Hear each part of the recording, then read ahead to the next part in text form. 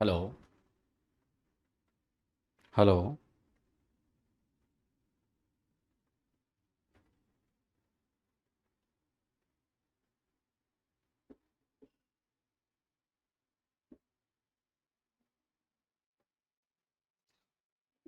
Hello everyone, आप सभी को नमस्कार। आशा करता हूं कि मेरी आवाज आप सभी तक पहुंच रही है। आवाज आ रही है? बता दो, पढ़ते हैं फिर। हाँ जी। थोड़ी चाय तुमको भी दे दें? चाय नहीं मेरे पास, कहीं मेरे पास कोई चाय नहीं है। देखो देखो। हम्म। ओके।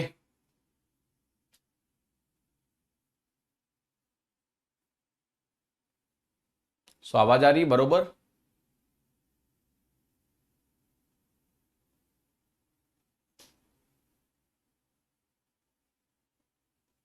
ओके।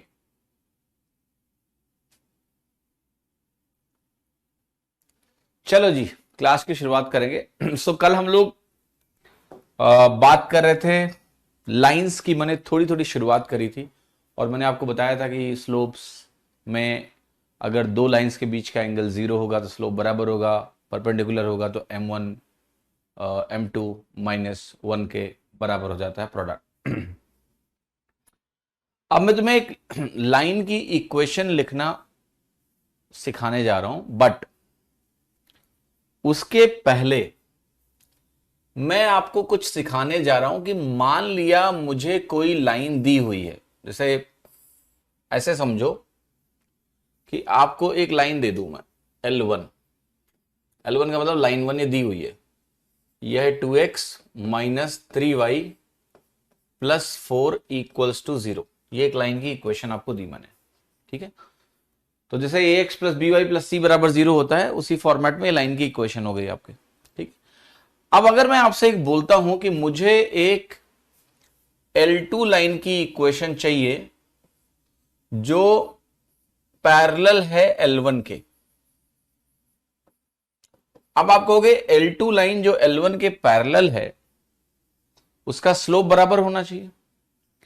स्लोप आपको समझा चुका हूं कि स्लोप कैसे लिखते हैं, कि स्लोप आता है सिंपली ऐसे, -2/-3 करने से, minus of this coefficient upon this coefficient.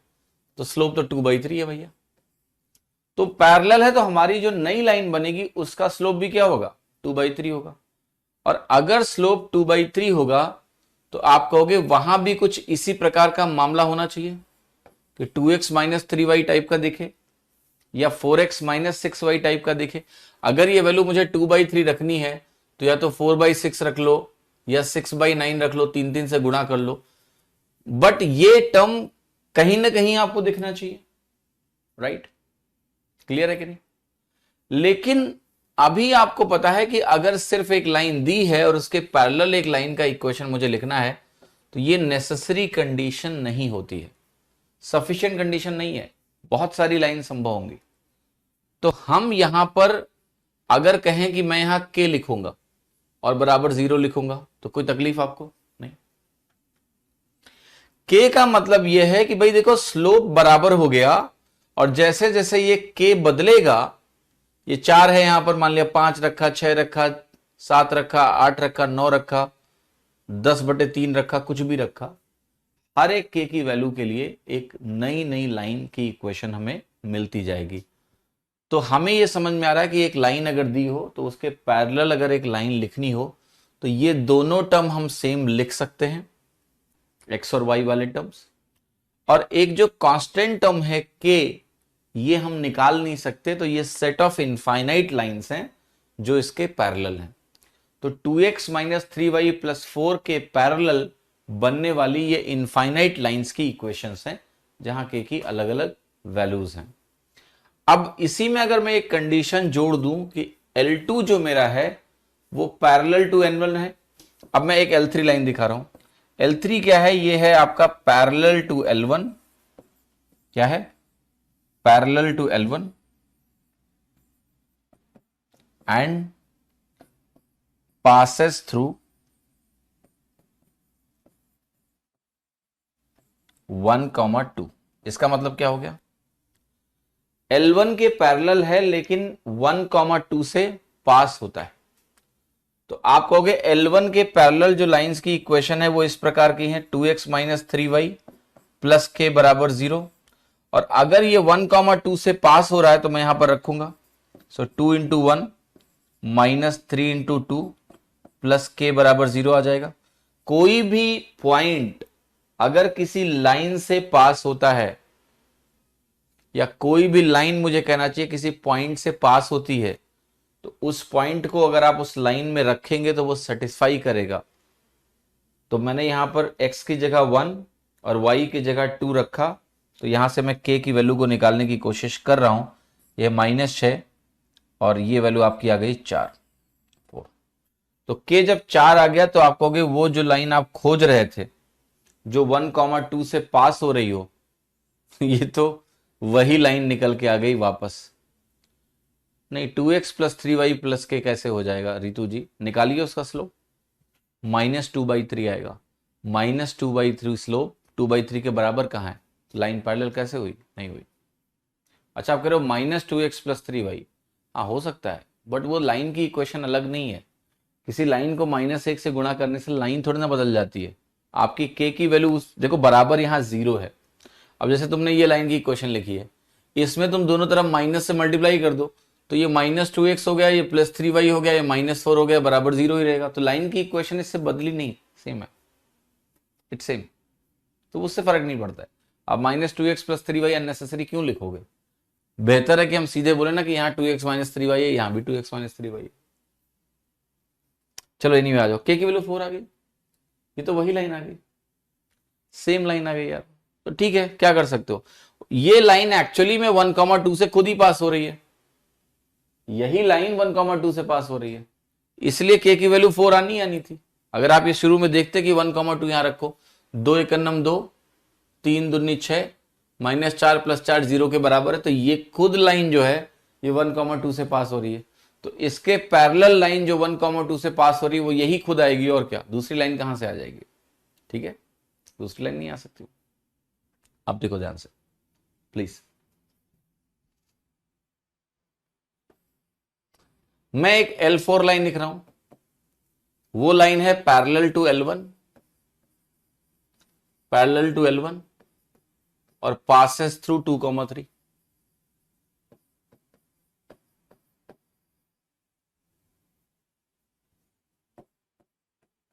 ठीक, तो आप कहोगे सिंपली पैरेलल है तो 2x माइनस 3y तो एज इट इज लिखेंगे, प्लस के बराबर 0 लिखेंगे। अब 2,3 यहां रखेंगे तो ये बनेगा 2 इंटू 2 माइनस 3 इंटू 3 प्लस के इक्वल्स 0, यहां से के की वैल्यू लिखेंगे, तो ये 3 3 9 है, -9 प्लस 4, ये वैल्यू आपकी 5 आ जाएगी, के की वैल्यू 5। तो जो लाइन की इक्वेशन आई y 2x minus 3y plus 5 equals to 0। Clear है, कोई शंका किसी को, okay, that is what the value is. तो अब मैंने आपको अभी क्या सिखाया है, बेसिकली मैंने आपको यह सिखाया है कि अगर ax plus by plus c बराबर 0 मेरी लाइन की इक्वेशन है और इसके पैरेलल मुझे लाइंस लिखनी है, ठीक है, तो उसकी जो इक्वेशन होगी वो ax plus by as it is लिखो, और यहां पर आप लिख दो k बराबर 0, k कोई कांस्टेंट है, तो ax plus by plus c के पैरेलल जो सेट ऑफ लाइंस है उसकी इक्वेशन ये है। और अगर कोई पॉइंट मुझे दिया होगा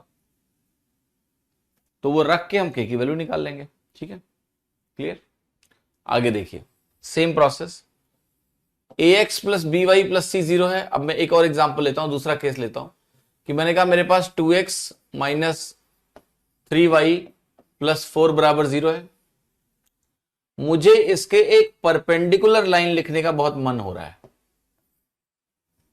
परपेंडिकुलर लाइन में आपको स्लोप मालूम है कि यहां जो मेरा स्लोप है वो है 2/3, तो जो परपेंडिकुलर लाइन का स्लोप होगा जो मुझे यहां लिखना है m2, वो आपको पता है -3/2 होना चाहिए।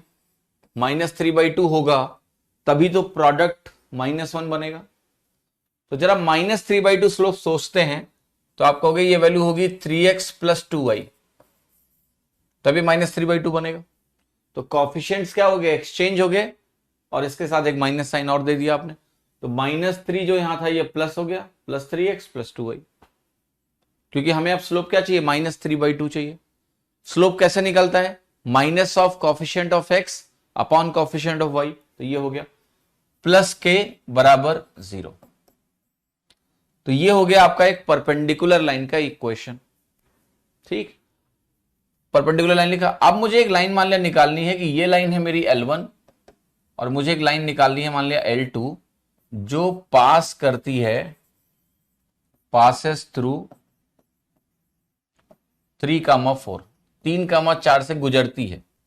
तो L2 जो लाइन है वो 3,4 से गुजरती है एंड परपेंडिकुलर है किसके, L1 के। तो आप तुरंत ही बोलोगे कि इसका ये मतलब हो गया कि मेरी जो लाइन की इक्वेशन है 3x + 2y, ये तो परपेंडिकुलर लाइंस की इक्वेशन ऐसे होती है।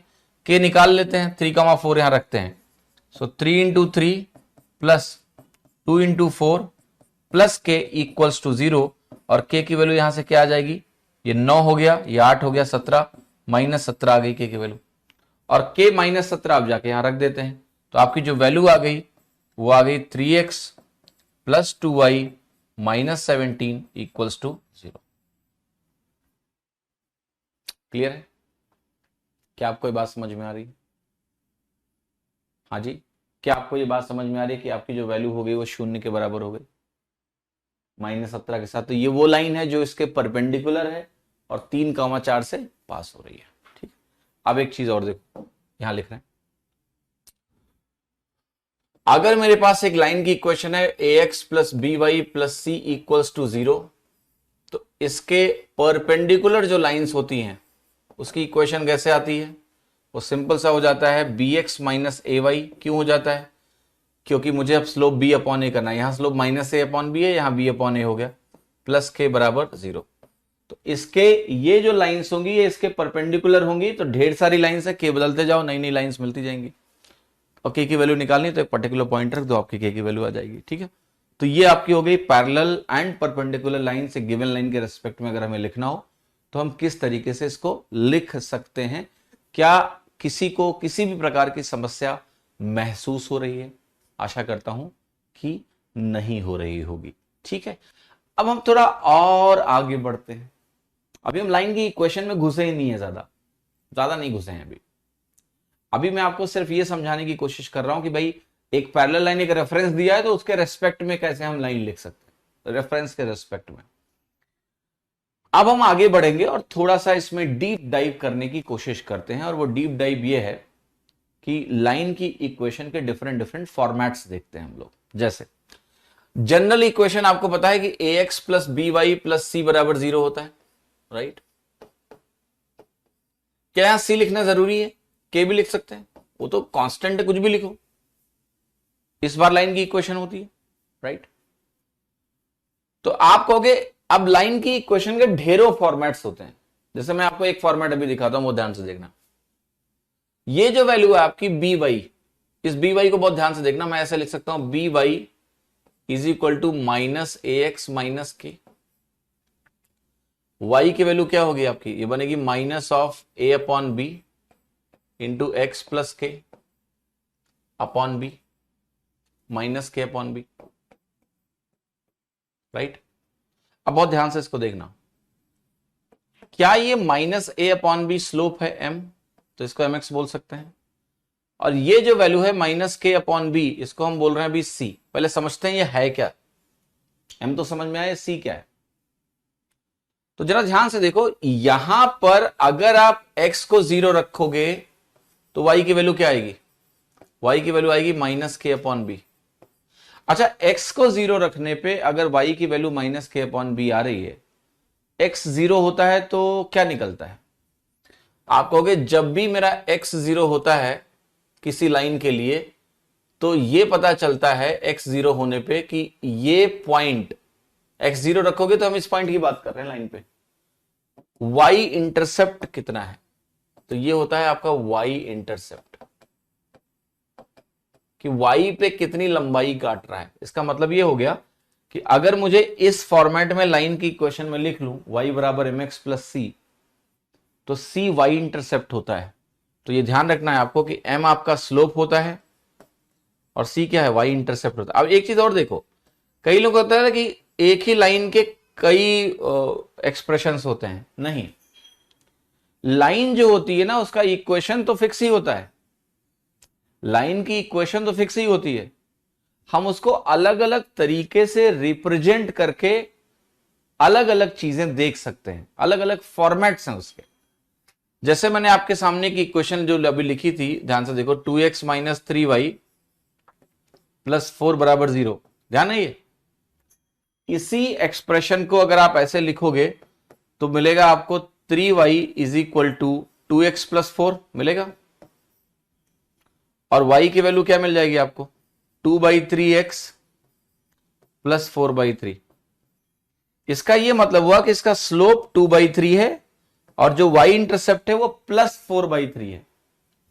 इसका मतलब ये हो गया, अगर इस लाइन को आप बनाने जाओगे तो बहुत ध्यान से देखना, 0 पर ये कहां काटेगा, प्लस 4/3, ये वैल्यू आपकी 4/3 हो गई, और 2/3 पॉजिटिव है, स्लोप पॉजिटिव है। कुछ ऐसी लाइन की इक्वेशन आपकी बनने वाली है, मतलब लाइन ऐसे बनने वाली है, बना दिया लाइन। देखो, तो जब आप ये फॉर्मेट ऐसे लिखते हो तो ये x का कोएफिशिएंट स्लोप होता है, और जो ये बचता है पूरा ये इंटरसेप्ट होता है, ये y इंटरसेप्ट है कि y पे कितना दूर काटेगा, पॉजिटिव होगा तो ऊपर, निगेटिव होगा तो नीचे काटेगा। तो जब इसने कहा प्लस 4/3 पे काटेगा तो 0 यहां है, तो ये 4/3 पे एक पॉइंट बना लो, और स्लोप पॉजिटिव है 2/3, तो ऐसे बना दो लाइन की इक्वेशन। ये लाइन की इक्वेशन हो गई, आपका रिप्रेजेंटेशन हो गया इस लाइन का, ठीक है। तो इसको हम बोलते हैं, इस फॉर्मेट को हम बोलते हैं स्लोप इंटरसेप्ट फॉर्म। ये क्या है, स्लोप इंटरसेप्ट फॉर्म में लाइन की इक्वेशन है। लाइन वही है, सेम लाइन है, ये दो लाइंस नहीं हो गई, ये वही लाइंस है। इसको हम जब ऐसे रिप्रेजेंट करते हैं तो हमें भैया y इंटरसेप्ट दिख जाता है सीधा, स्लोप दिख जाता है सीधा, ठीक है, क्लियर है। फॉर एग्जांपल, जैसे आपको कोई लाइन की इक्वेशन एग्जाम में आए कि भाई मेरा 2y जो है वो 4x प्लस 6 के बराबर है, तो इसको आप तुरंत देख सकते हो कि y की वैल्यू, इसका मतलब 2x प्लस 3 के बराबर है, ये हमारा स्लोप हो गया और ये y इंटरसेप्ट हो गया, m दिख गया, c दिख गया, सीधे सीधे। तो ये फायदा है लाइन के डिफरेंट फॉर्मेट्स को जानने का। तो ये स्लोप इंटरसेप्ट फॉर्म है, y is equal to mx plus C. अगर लाइन को आप ऐसे रिप्रेजेंट करते हो तो m और c आपको सीधा सीधा दिखेगा। आते हैं नेक्स्ट पॉइंट पे। अब देखो, आप कहोगे कि ये तो ठीक है, लाइन दिया है तो हम ऐसे फॉर्मेट बना सकते हैं। आप कहोगे लेकिन सर ये प्रॉब्लम हमारी सॉल्व करो कि हमारा जो लेटेस्ट से हमने कहा कि हमें स्लोप दिया हुआ है, m हमने दे दिया, सवाल में स्लोप दिया हुआ है, और हमें एक पॉइंट P दिया हुआ है x1, y1, मतलब समझ रहे हो, हमारा स्लोप दिया हुआ है और हमें यह दिया हुआ है कि एक पर्टिकुलर पॉइंट से पास हो रहा है मेरा line. Okay, slope positive x axis पे क्यों नहीं हो सकता, आप जरा बना के देखिए, पॉजिटिव एक्स एक्सिस पे स्लोप बना के देखो, करा के देखो। जब कराओगे तो y इंटरसेप्ट नेगेटिव हो जाएगा ना बालक। आप बना के देखो, पिछले सवाल में तुम करो कि हम पॉजिटिव एक्स एक्सिस पे काटेंगे इसको, कहां से काटोगे, इधर काटोगे, स्लोप तुम्हारा नीचे हो गया, नीचे नेगेटिव होता है 0 के, तो ये कैसे बना दोगे तुम, चलेगा ही नहीं। इधर आओ, तो जब m दिया हुआ है तो मतलब लाइन का तुमने एंगल फिक्स कर रखा है, जो भी ये फिक्स कर रखा है, तो लाइन का एंगल फिक्स कर दिया। तो लाइन का जब एंगल फिक्स कर दिया हमने, अब लाइन का एंगल फिक्स करने से ढेर सारी पैरेलल लाइंस हमें दिखेंगी, क्योंकि एंगल फिक्स हुआ है, बस एक्स एक्सिस से कितना एंगल है, एक पॉइंट फिक्स कर दो, लाइन फिक्स हो गई।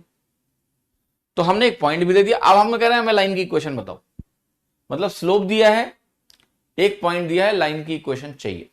तो जरा लाइन की इक्वेशन को निकालते हैं। तो आप कैसे इस सवाल को, इस पर्टिकुलर प्रश्न को करने वाले हो, लाइन की इक्वेशन को मैं दिखाता हूं और कैसे क्या फॉर्मेट बनने वाला है। तो आप कहोगे कि इसका मतलब ये हो गया कि मुझे स्लोप मालूम है, ये थीटा पता है मुझे, m पता है इसका, और एक पॉइंट मुझे पता है जिससे ये गुजर रही है लाइन, वो है x1 कामा y1। इसमें कोई शंका है नहीं, x1 कामा y1 पॉइंट से गुजर रही है लाइन। अब एक बात बताओ, लाइन पे ये पॉइंट मेरा x1 कामा y1 है और ये जनरल पॉइंट है x comma y। x comma y का मतलब क्या होता है? जनरल पॉइंट, जो डिफाइंड नहीं है, जो फिक्स नहीं है, चेंज हो रहा है, what is x comma y।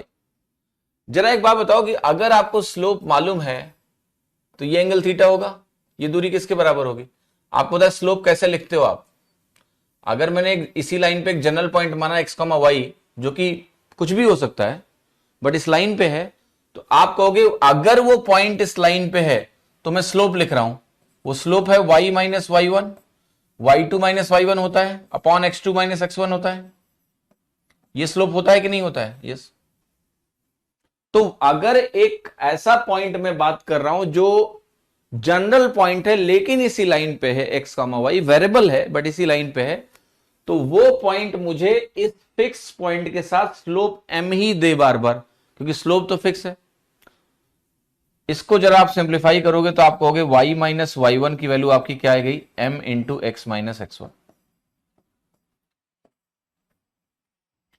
ये आपकी लाइन की इक्वेशन है अगर मुझे स्लोप दिया हो और वो लाइन एक पर्टिकुलर पॉइंट x1 कमा y1 से पास कर रही हो, राइट। जैसे मैं आपको एक एग्जांपल दे रहा हूं। एग्जांपल ये है कि क्वेश्चन में मैंने आपको दे दिया, मान लिया कि मेरा जो स्लोप है वो 2/3 है, दे दिया मैंने आपको, और मैंने बोला कि ये लाइन एक पॉइंट P है जो 2,3 से पास हो रही है और मुझे इस लाइन की इक्वेशन चाहिए।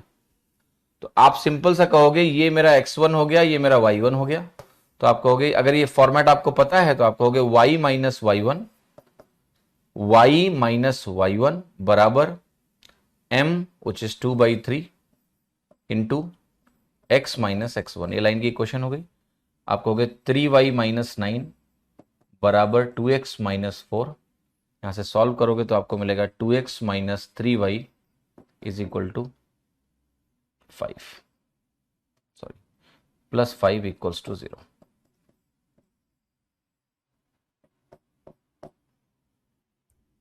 ओके, क्लियर है? बट एक फर्क मैं आपको दिखा रहा हूं, मैंने ये आपको रटाया नहीं है, मैंने आपको बताया कि ऐसा क्यों होता है। लाइन की इक्वेशंस, हर एक इक्वेशन को आप लिख सकते हो खुद ही। क्यों ऐसा है? क्योंकि यहां स्लोप m है और एक पॉइंट x, y लिया, स्लोप इसके बराबर हो गया, right. That's the value 2x minus 3y plus 5 बराबर 0। तो ये एक दूसरा जो फॉर्मेट है ये आपको ध्यान रखना है लाइन की इक्वेशन का। आते हैं तीसरे फॉर्मेट। पहले हमने जनरल फॉर्मेट देख लिया, देन हमने स्लोप इंटरसेप्ट देख लिया, फिर हमने एक पॉइंट और एक स्लोप देख लिया।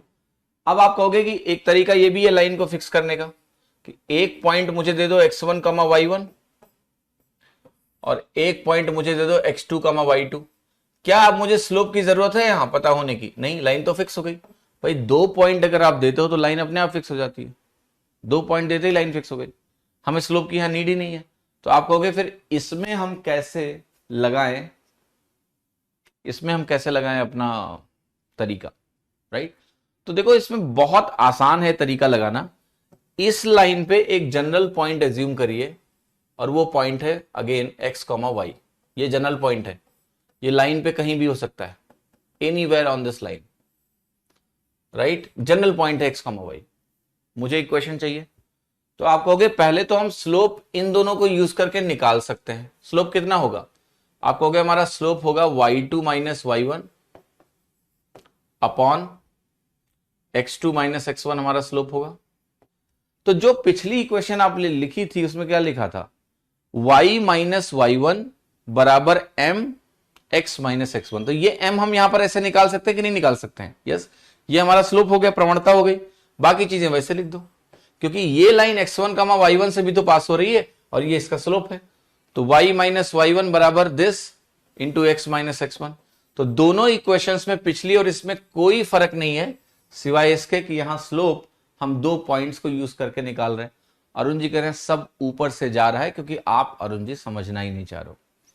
मैं ईमानदारी से बता रहा हूं, कोऑर्डिनेट ज्योमेट्री जिस तरीके से मैं आपको पढ़ा रहा हूं, आप इस पूरे सेगमेंट में हर एक वीडियो जाके देख लो और देख लो कैसे लोग पढ़ा रहे हैं।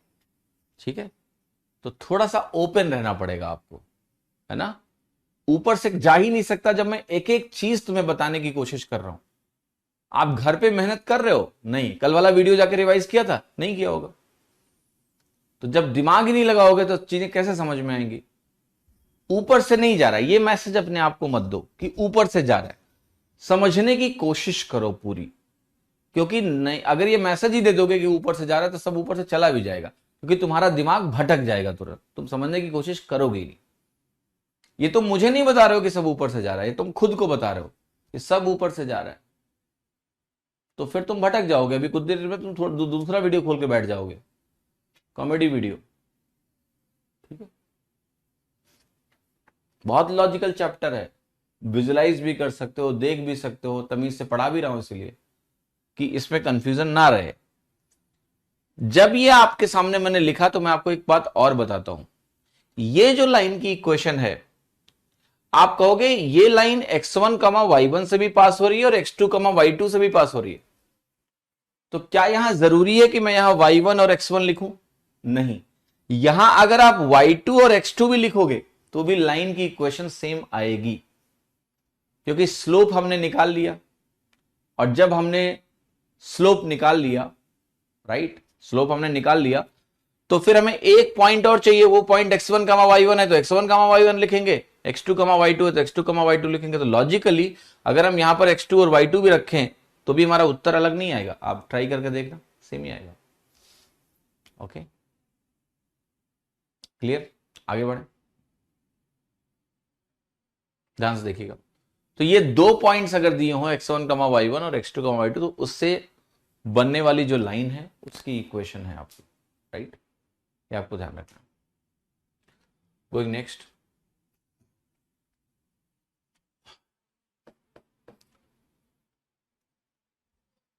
तो एक हमने स्लोप इंटरसेप्ट देखा, एक प्योर इंटरसेप्ट फॉर्म भी होता है, स्लोप नहीं होता है उसमें। और वो प्योर इंटरसेप्ट फॉर्म क्या है, देखिए।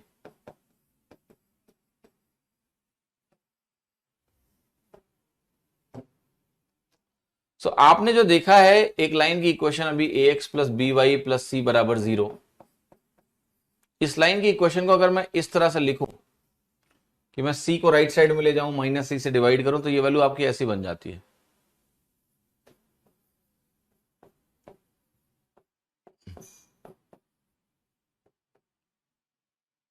ठीक है, तो इस फॉर्मेट को एक ऐसे फॉर्मेट में व्यक्त किया गया है, जनरल फॉर्मेट, जिसको हम ऐसा कुछ बोलते हैं। मतलब हम चाहें तो राइट साइड को 1 बना लें कांस्टेंट टर्म से डिवाइड करके, और x upon something, y upon something. इसका फायदा क्या होता है, देखो, जैसे तुम y को 0 रखोगे, ये वैल्यू क्या होगी, इससे मल्टीप्लाई हो जाएगी, x की वैल्यू आ जाएगी। जब y 0 होता है तो आपको x इंटरसेप्ट मिलता है, राइट। और देखो, जैसे आप यहां पर x को 0 रखोगे, ये पार्ट 0 हो जाएगा, y इस डिनोमिनेटर से मल्टीप्लाई हो जाएगा, y की वैल्यू आ जाएगी। तो जब तुम x को 0 रखोगे तो y की वैल्यू मिलेगी, वो क्या है, x 0 होने पे y इंटरसेप्ट होता है। देखो, कोई भी लाइन अगर ऐसी है आपकी, विजुलाइज करो ध्यान से, देखो, तुमने यहां पर x को 0 रखा तो ये मिला, y इंटरसेप्ट इसको बोलेंगे। तुमने y को 0 रखा, y कोऑर्डिनेट 0 है तो ये आपको मिला, इसको x इंटरसेप्ट बोलेंगे। तो ये जब फॉर्मेट ऐसा बना लो आप, तो आपको दिख रहा है ना कि जैसे y को 0 रखा, x की जो वैल्यू है 1 से गुणा होके, ये x इंटरसेप्ट है। तो हम क्या इसको सीधे बोल सकते हैं कि ये x इंटरसेप्ट है? क्या इसको सीधे बोल सकते हैं कि ये y इंटरसेप्ट है? यस। तो अगर हम किसी भी लाइन की इक्वेशन को इस तरह से व्यक्त कर लें, x अपॉन ए प्लस वाई अपॉन बी, अब जनरलाइज करने के लिए ऐसा लिख दिया गया कि x के नीचे जो कुछ भी है, y के नीचे जो कुछ भी है, और इसको 1 के बराबर करेंगे, तो ये इंटरसेप्ट फॉर्म हुआ आपका, इंटरसेप्ट फॉर्म बोलते हैं इसको। जैसे मैं आपको एक लाइन की इक्वेशन दिखा रहा हूं, जैसे मैंने कहा आपके सामने है 2x plus 3y equals to 6। तो ये लाइन कैसी होगी, देखो, x अपॉन 6 इधर ले आओ, इधर 1 बनाओ, 6 नीचे लाओगे तो x अपॉन 3 बनेगा, और यहां बनेगा y अपॉन 2 बराबर 1। अब इस लाइन को बनाना है तो बहुत आसान है, आप सबसे पहले कहो x इंटरसेप्ट 3 है तो ये 3 हो गया, y इंटरसेप्ट 2 है ये 2 हो गया, इस लाइन को ज्वाइन कर दो, ये लाइन की इक्वेशन हो गई आपकी। ये लाइन की इक्वेशन आपकी है 2x plus 3y is equal to 6। तो अलग अलग जो फॉर्मेट्स हैं इनके अलग अलग यूज हैं, राइट। जैसे अगर मुझे लाइन की इक्वेशन, लाइन को प्लॉट करना है, या वो पूछ ही लेगी x इंटरसेप्ट क्या है, y इंटरसेप्ट क्या है, ओके तो आप फटाक से इसको इस फॉर्मेट में व्यक्त करो, x/3 y/2, यहां 1 बना लो, -1 नहीं 1 बना लो। जैसे यहां 1 बनाओगे आपको वैल्यू दिख जाएगी x/3 प्लस y/2। ये x एक्सिस पे पोर्शन है, ये y एक्सिस पे पोर्शन है, तो यहां आप 3 ले लो, यहां आप 2 ले लो, उनको ज्वाइन कर दो, आपको लाइन की इक्वेशन मिल गई। क्लियर है, समझ में आ गया। तो ये आपकी एक लाइन की इक्वेशन होगी जिसको हम बोलते हैं इंटरसेप्ट फॉर्म में लाइन की इक्वेशन। अब एक चीज और देखो, अगर यही इक्वेशन मैं ऐसे लिखूं कि मेरा है 2x minus 3y is equal to 6, तो क्या होगा, 1 बनाओगे x/3 आएगा, बट ये ध्यान रखना यहां पर आपको लिखना है प्लस, ये जो माइनस साइन है ना ये x y के साथ नहीं रखना है, नीचे रखना है आपको। तो y अपॉन ये माइनस, जो फॉर्मेट है वो क्या है, x/a प्लस y/b, तब a और b आपके इंटरसेप्ट है। तो यहां पर ये जो 3 है ये x इंटरसेप्ट हुआ, -2 y इंटरसेप्ट हुआ। अगर आप ये लाइन बनाने की कोशिश करोगे तो x की वैल्यू को 3 पकड़ो, y की वैल्यू -2 यहां होगी, और आपकी लाइन की इक्वेशन ये हो जाएगी। क्लियर, समझ में आया सभी को। तो ये लाइन आप फटाक से प्लॉट कर दोगे बिना किसी समस्या के, क्विकली, ये हमारी वैल्यू है। तो डिपेंड करता है क्या रिक्वायरमेंट है सवाल की, उसके हिसाब से ये अलग अलग फॉर्मेट्स डिजाइन किए गए हैं कि आप फटाफट इनसे जजमेंट निकाल पाओ और आपको कोई दिक्कत ना हो। ठीक है, अब आते हैं, और लाइंस में एक पॉइंट और है जो बहुत एसेंशियल है, जो बेसिकली है तो पार्ट अलजेब्रा का, आप पढ़ते हो उसको अलजेब्रा में हो, लीनियर इक्वेशन जब पढ़ते हैं, क्योंकि कोऑर्डिनेट में जो आपकी लाइन की इक्वेशन है वही लीनियर इक्वेशन है अलजेब्रा में। ठीक है, तो इसके जो सॉल्यूशंस आप पढ़ते हो वो हम यहीं पर देख सकते हैं अगर आप चाहो तो, कि देखो अगर हमारे पास एक इक्वेशन है a1x plus b1y plus c1 equals to 0, और दूसरी इक्वेशन है हमारे पास a2x plus b2y plus c2 बराबर 0, तो मैं जो समझा रहा हूं उसको बहुत ध्यान से सुनना। ये लीनियर इक्वेशन 1 है, लीनियर इक्वेशन 2 है। दो इक्वेशन को देख के हम कैसे पता लगाएं कि इसके कितने सॉल्यूशंस हैं, कितने सॉल्यूशंस हैं, तो बहुत ध्यान से देखो, बहुत ध्यान से देखना, और बहुत आसान है ये चीज। एक बात मुझे बताओ आप, अगर मैं आपसे ये बोलूं कि मेरा a1 upon a2 b1 upon b2 के बराबर है, तो क्या ये दोनों लाइंस पैरेलल हो जाएंगी?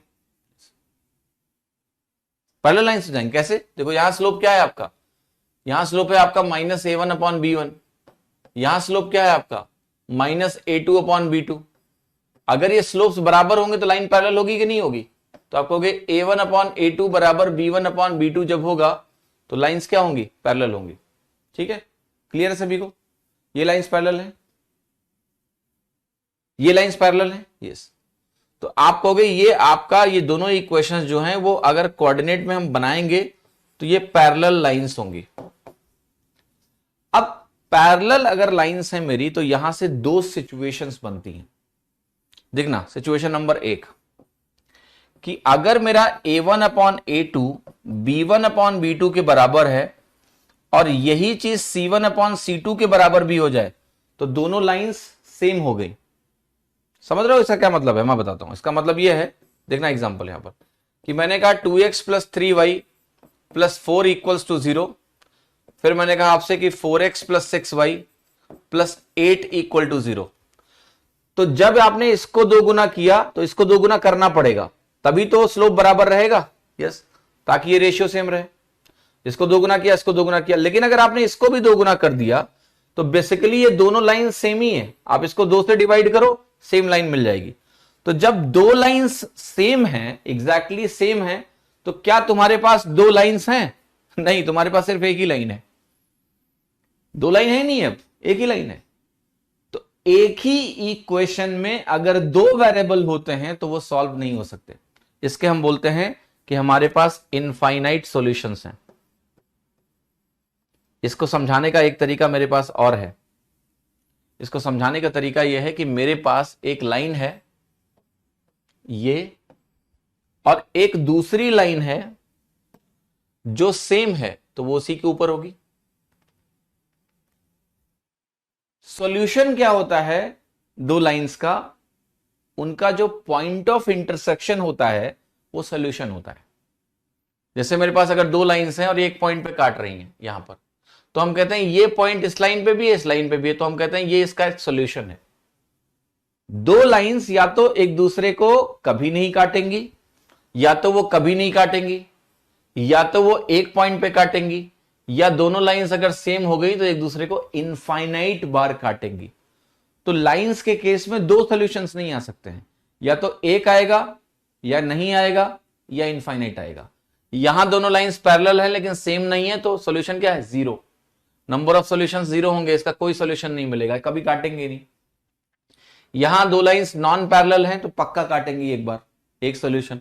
दो लाइंस पैरेलल और सेम है तो सॉल्यूशन कितने हैं? इनफाइनाइट, क्योंकि point of intersection he infinite है। तो इसलिए मैंने लिखा कि जब a1/a2 b1/b2 और c1/c2 के बराबर हैं तो आपके सॉल्यूशंस इनफाइनाइट हैं, क्योंकि दोनों लाइन सेम हो गई। फिर आते हैं दूसरा केस। अब आप कहोगे अगर हमारा a1/a2 b1/b2 के बराबर है, ये बात ठीक है, लेकिन ये चीज c1/c2 के बराबर ना हो, तो आप कहोगे नो सॉल्यूशन होगा। लाइंस पैरेलल हैं लेकिन सेम नहीं है। लाइंस पैरेलल होंगी लेकिन सेम लाइंस नहीं होंगी, तो इस केस में हमें कोई सॉल्यूशन नहीं मिलने वाला है। तीसरा जो केस बनेगा आपका, वो बनेगा कि भाई देखो a1/a2 b1/b2 के बराबर है ही नहीं। जब a1/a2 b1/b2 के बराबर नहीं होगा तो इन लाइंस को हम बोलेंगे non parallel lines, non parallel distinct lines. Non parallel है और डिस्टिंक्ट लाइंस हैं, अलग अलग लाइंस हैं। ये लिखने की जरूरत ही नहीं है, अगर दो लाइंस नॉन पैरेलल हैं तो डिस्टिंक्ट ही हैं। तो उस केस में आपका सॉल्यूशन क्या बनेगा? Unique solution. और यूनिक सॉल्यूशन को हम बेसिकली बोलते हैं वन पॉइंट ऑफ इंटरसेक्शन। तो एक सॉल्यूशन मिलेगा। तो आज आपको शायद बेहतर समझ में आया होगा कि जब हमारे पास एक ही इक्वेशन दी हो और दो वेरिएबल हो तो हम क्यों बोलते हैं कि ये सॉल्व नहीं हो सकती, इसके इनफाइनाइट सॉल्यूशंस होंगे, क्योंकि इनफाइनाइट पॉइंट ऑफ इंटरसेक्शन होते हैं उसके, right? There is infinite point of intersection. Actually there are two same lines. यहां पर नो सॉल्यूशन समझ में आ रहा है आपको, यहां पर आपको इनफाइनाइट सॉल्यूशन समझ में आ रहा है। तो ये आपकी अलजेब्रा की चीज है जो हम कोऑर्डिनेट से रिलेट करके बड़ी आसानी से देख सकते हैं। बिल्कुल 100% आपको क्लियर हो गया कि ऐसा क्यों होता है। दो लाइंस अगर दी जाएंगी तो इनफाइनाइट सॉल्यूशन का केस क्या है, नो सॉल्यूशन का केस क्या है, यूनिक सॉल्यूशन का केस क्या है। ये काफी इंपॉर्टेंट जानकारी है जिस पे सवाल आपके बन सकते हैं, तो ये आपको रखना है ध्यान, ठीक है? भागना नहीं है इससे। चलो कुछ सवाल वाल किया जाए भाई, है ना? राइट। अब देखो यहां पर जो पहला सवाल आपको दिखा है, सेंट्रॉइड के बारे में बात की गई। तो आप सवाल करेंगे, सवाल में कुछ फॉर्मूले आते जाएंगे और उन फॉर्मूलों को मैं आपके लिए लिखता जाऊंगा। जैसे इस सवाल में बोला गया कि एक त्रिभुज है, उसका सेंट्रॉइड है, तो बताओ सेंट्रॉइड का कोऑर्डिनेट क्या होता है? ठीक है, तो देखो कभी भी कोई त्रिभुज आपको दिया होगा तो 3 पॉइंट होंगे, और अगर 3 पॉइंट होंगे तो वो पॉइंट होगा x1, y1, ये पॉइंट होगा आपका x2, y2, और ये पॉइंट होगा आपका x3, y3। ये 3 कोऑर्डिनेट हो गए। तो जो सेंट्रॉइड होता है जिसको आप g से डिनोट करते हो, इस सेंट्रॉइड का जो कोऑर्डिनेट होता है वो सिंपली होता है कि आप सारे x कोऑर्डिनेट्स का औसत निकाल लो, मतलब x1 + x2 + x3 y3, और जो सारे y कोऑर्डिनेट हैं इनका भी एक तरह से जोड़ के 3 से डिवाइड कर लो, तो ये आपका सेंट्रॉइड होता है। जी क्या है आपका? यह है आपका सेंट्रॉइड। सेंट्रॉइड कैसे बनता है? ज्योमेट्री अगर आपने थोड़ी बहुत भी पढ़ी हो तो सेंट्रॉइड बनता है जो मीडियंस होते हैं, माध्यिकाएं होती हैं, उनका जो इंटरसेक्शन होता है, पॉइंट ऑफ इंटरसेक्शन, वहां से आपकी सेंट्रॉइड फॉर्म होती है। तो सेंट्रॉइड का जो कोऑर्डिनेट होता है वो ऐसे निकलता है, अगर हमें पता हो तो। अभी सवाल लगा लो, इस पे 100 सवाल करने की जरूरत नहीं है, समझे? लोग कहेंगे सेंट्रॉइड निकालने के 100 सवाल करेंगे, इसको बोलते हैं प्रैक्टिस करें। इसको प्रैक्टिस नहीं, इसको बेवकूफी बोलते हैं। एक सवाल लगा लो, हो गया। दिनों को जोड़ के तिहाई तो करना है, कर लेना एग्जाम में।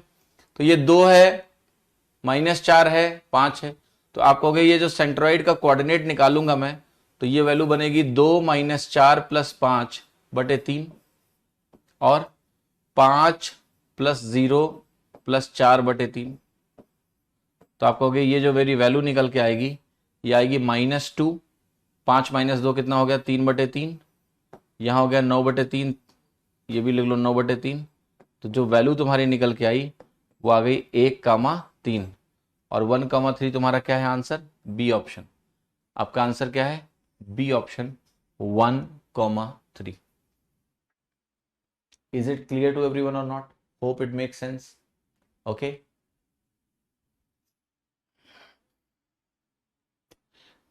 कोऑर्डिनेट में थोड़ा विजुअलाइजेशन भी बहुत महत्वपूर्ण हो जाता है। जैसे इस सवाल को अगर आप बहुत थोड़ा इत्मीनान से सोचेंगे तो आप कहोगे सबके वाई कोऑर्डिनेट क्या है?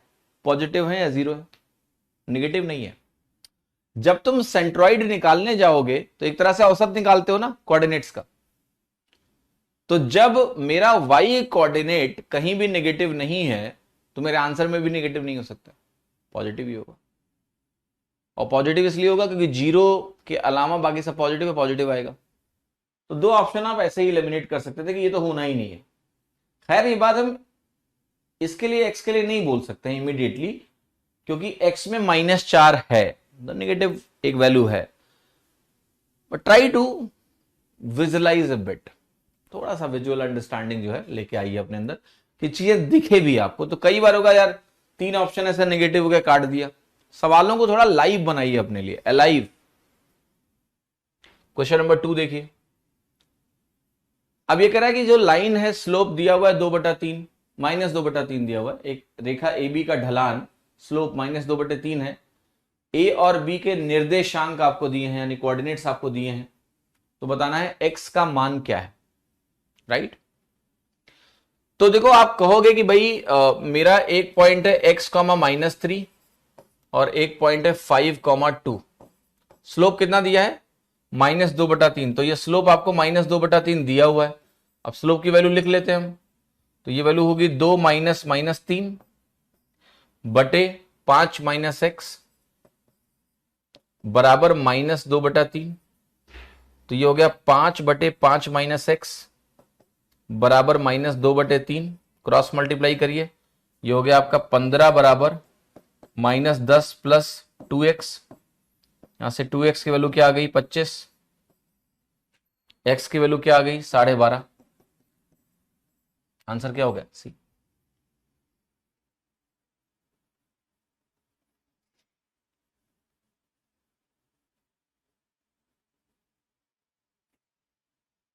ठीक है, कुछ नहीं करना है, स्लोप का फॉर्मूला लगाओ। देखो कोऑर्डिनेट का सवाल तो मैं आसान ही मिलेगा एग्जाम में, ठीक है, चिंता ना करो। बस चीजों की थोड़ी प्रैक्टिस कर लो हल्की सी। हर तरह का एक एक सवाल तो लगा ही लो कम से कम। ये कह रहा है इसका रिफ्लेक्शन बता दो। आप कहोगे सर रिफ्लेक्शन तो आपने नहीं पढ़ाया। पढ़ाया नहीं मैंने अभी। कोई बात नहीं, अभी दिखाता हूं रिफ्लेक्शन क्या होता है। उत्तर लगा देते हैं अभी, फिर तुम्हें रिफ्लेक्शन में पढ़ाऊंगा, चिंता ना करो, ठीक है। पहले रिफ्लेक्शन देख लेते हैं कि इसका रिफ्लेक्शन निकालने में क्या है। रिफ्लेक्शन का मतलब जानते हो क्या? एक मिरर रख दो, तो मिरर के अंदर कहां दिखेगा? जैसे तुम मिरर के आगे खड़े होते हो, रोज अपना चेहरा देखते हो 100 बार और कहते हो कि यार इंस्टाग्राम का फिल्टर लगा के तुम्हें बहुत अच्छा लगता हूं, शीशे में तुम्हें बड़ा ही वाहियात लग रहा हूं। ठीक है। तो तेरा रिफ्लेक्शन यहां आओ। जैसे वाई एक्सिस के अबाउट रिफ्लेक्शन का मतलब ये होता है कि वाई एक्सिस को अपना एक मिरर की तरह एज्यूम करो आप ऐसे कि ये आपका क्या है? मिरर है। वाई एक्सिस क्या है? आपका मिरर की तरह है। और यहां आपने एक पॉइंट लिया है जो है 2, -3.5। यहां पर आपका पॉइंट है 2, -3.5। आप मुझे बताओ क्या होगा इसका रिफ्लेक्शन?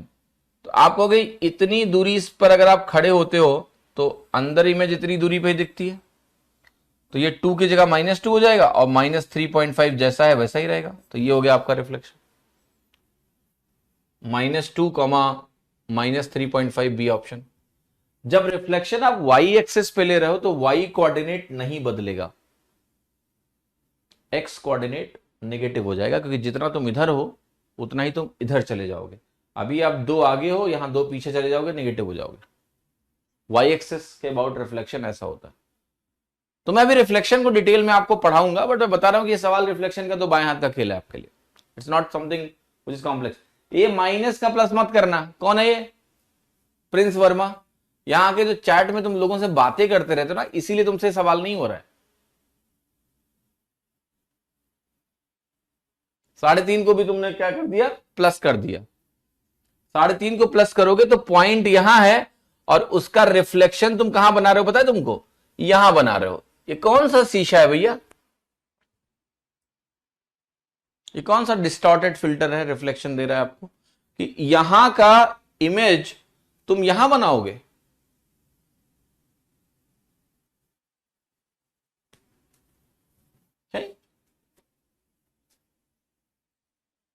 वाई पर एक्स, एक्स पर वाई, रटो नहीं कुछ भी।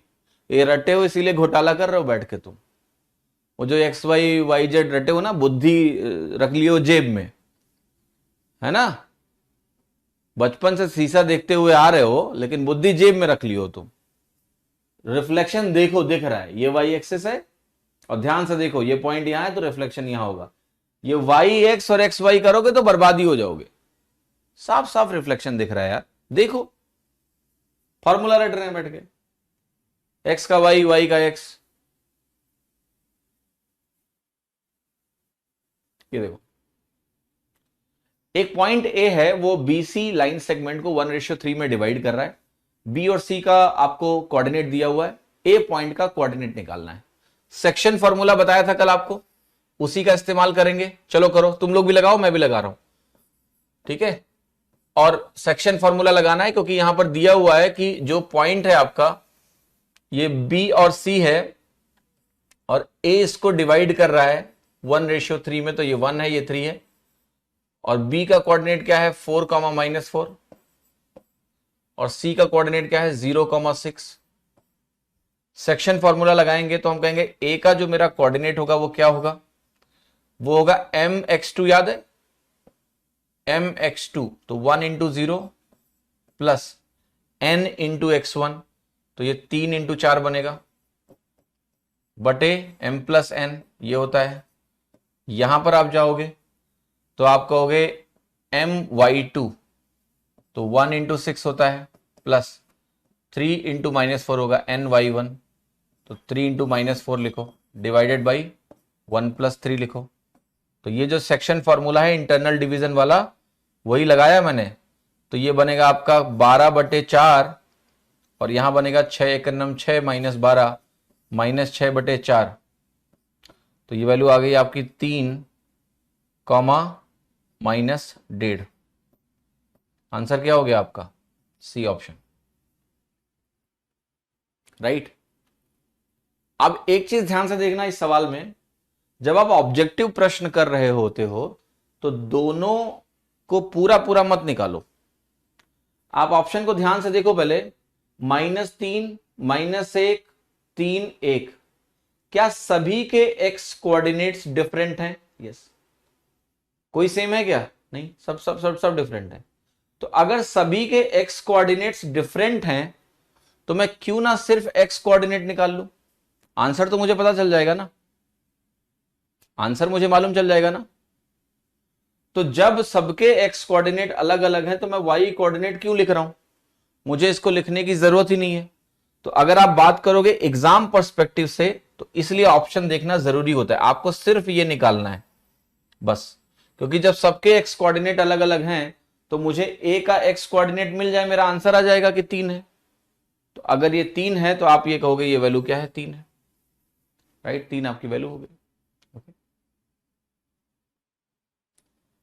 ओके। अब कुछ लोग कह रहे हैं कि भाई ये कैसे पता कि इंटरनल है या एक्सटर्नल है? अगर कुछ नहीं दिया है तो इंटरनल है, समझे? By default internal division he consider किया जाता है, एक्सटर्नल नहीं। क्योंकि इंटरनल है या एक्सटर्नल है तब तो 2 आंसर हो गए, और 2 आंसर लगाओगे कैसे तुम? 2 ऑप्शन तो नहीं लगा सकते ना एग्जाम में। तो बाय डिफॉल्ट हमें इंटरनल डिवीजन ही कंसीडर करना है, ना कि एक्सटर्नल। राइट? समझ में आ रहा है? ओके।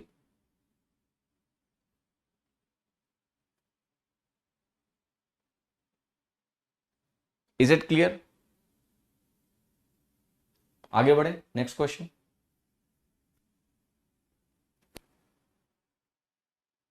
Question number 5।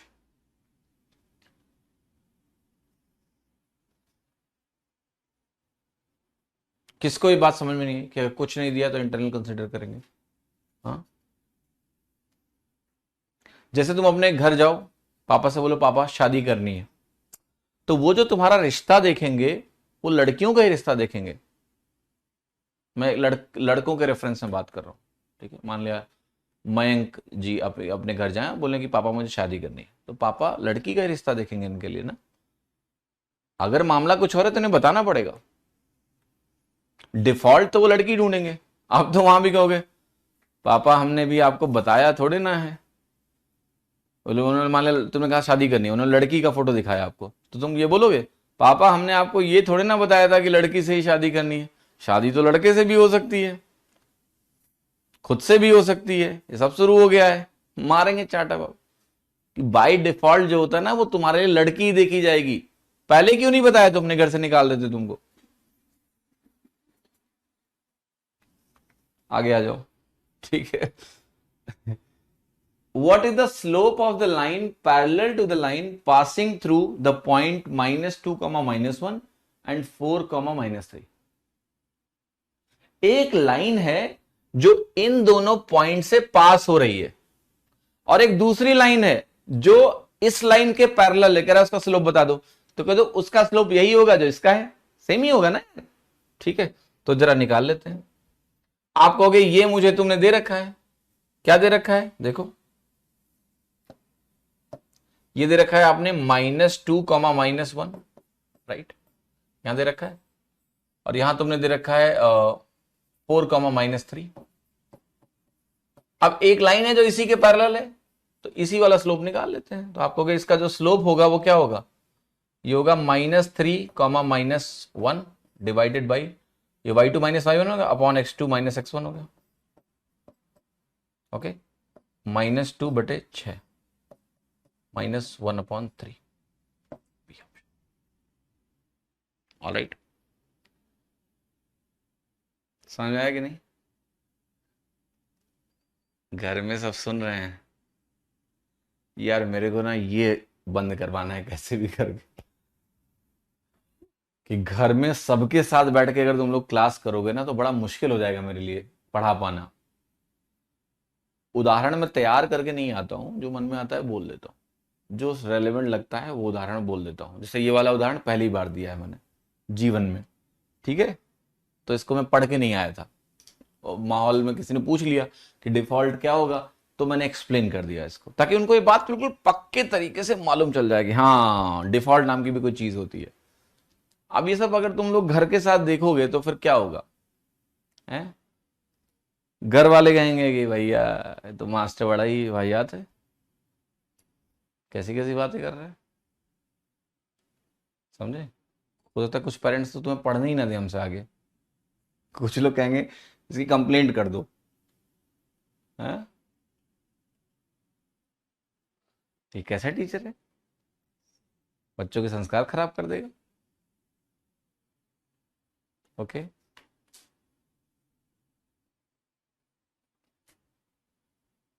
ठीक करा, मेरा मामा सुन रहा है। फीस देते हो अपनी खुद की, और मामा पापा मम्मी दादी सब पढ़ते हैं, फैमिली पैकेज।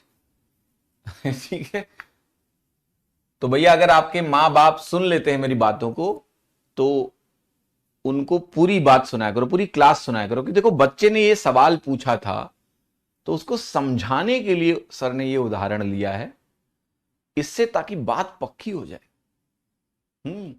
भूले ना वो लड़का कभी, इसलिए ऐसा उदाहरण लेते हैं जो थोड़ा रिलेटेबल हो। बोरिंग एग्जाम्पल लेंगे, समझाते रहेंगे समझाते, तुम्हें समझ ही नहीं आएगा कभी, ठीक है। तो ये लाइन एक्स एक्सिस को कहां पर काटेगी, एक्स एक्सिस को ये लाइन जहां काटेगी, ये दोनों तो हो नहीं सकते यार। एक्स एक्सिस पे हमेशा वाई कोऑर्डिनेट 0 होना चाहिए। ये सब बातें छोटी छोटी हैं, कोई लाइन एक्स एक्सिस पे अगर काट रही है यार तो वहां वाई कोऑर्डिनेट 0 होता है, और वाई कोऑर्डिनेट अगर 0 होगा तो दो तरीके हैं, या तो आप ऐसे फॉर्मेट लिख लो, आप x/-3 बनेगा प्लस वाई बटे कुछ भी हो, मुझे कोई फर्क ही नहीं पड़ता, क्योंकि हमें तो एक्स कोऑर्डिनेट निकालना है, तो एक्स इंटरसेप्ट निकाल लेते हैं, ये 1 हो गया, -6 से डिवाइड कर दिया तो एक्स कोऑर्डिनेट -3, 0 हो गया, सी ऑप्शन। बट आप ये ध्यान रखिएगा कि जो दिया हुआ है ना कि एक्स एक्सिस को कट करती है कोई लाइन, कोई भी लाइन अगर एक्स एक्सिस को कट करेगी, ध्यान से देखो, एक्स एक्सिस पर वाई कोऑर्डिनेट 0 होता है। आपको मैं एक चीज समझाता हूं कि जो एक्स एक्सिस होती है, कई बार एग्जाम में पूछेगा इसकी इक्वेशन बता दो, तो एक्स एक्सिस क्या है, ये भी एक लाइन है यार, एक्स एक्सिस भी एक लाइन है, पूरी एक लाइन है, इसकी इक्वेशन होती है y बराबर 0, y बराबर 0 लाइन है एक्स एक्सिस। और देखो जो y एक्सिस है उसकी भी इक्वेशन होती है, वो होती है y बराबर x बराबर 0, ये भी ध्यान रखना। तो अगर आपको निकालना हो कि x एक्सिस पे कहां कट करेगा, तो वो y बराबर 0 लाइन वाला पॉइंट खोजना है मुझे, तो y को 0 रख दो, ठीक है। और एक चीज देखना, अगर मैं आपके सामने एक लाइन लिखता हूं ऐसे y बराबर a, या मैं लिखता हूं यहां से x बराबर b, तो ये पता है क्या है, यह है line parallel to X axis. ये क्या है, line parallel to Y axis.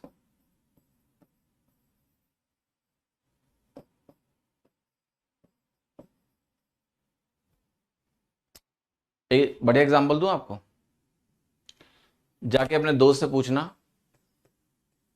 कि ये क्या है, तो कहेगा क्या मजाक कर रहे हो, x की वैल्यू 4 है, तो तुम्हें क्या दिख रहा है, वो कहेगा x बराबर 4,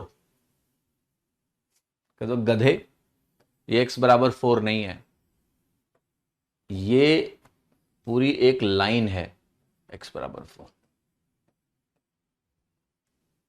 ऐसी ऐसी बहकी बहकी बातें लोगों से करना शुरू कर दो, x बराबर 4, वो कहेगा क्या दिख रहा है, कहेगा ये, कहते बक ये है x बराबर 4, line parallel to y axis. कुछ दिन में लोग तुम्हें पागल समझने लगेंगे, तुमसे बात करना छोड़ देंगे और तुम सुकून से अपनी पढ़ाई कर पाओगे, ठीक है। जैसे आपको दिए y बराबर 9, तो लोगों के लिए y बराबर 9 क्या, उनको लगेगा वेरिएबल y 9 के बराबर है। आपके लिए पता है क्या y बराबर 9, ये है y बराबर 9, a line parallel to x axis.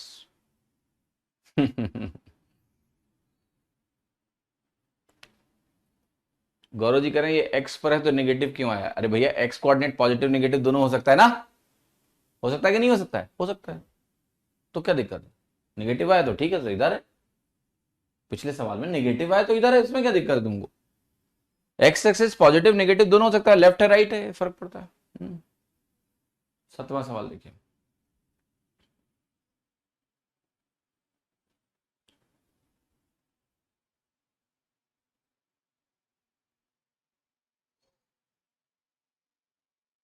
what is the reflection of the point 4, -3 in the line y बराबर 1, राइट।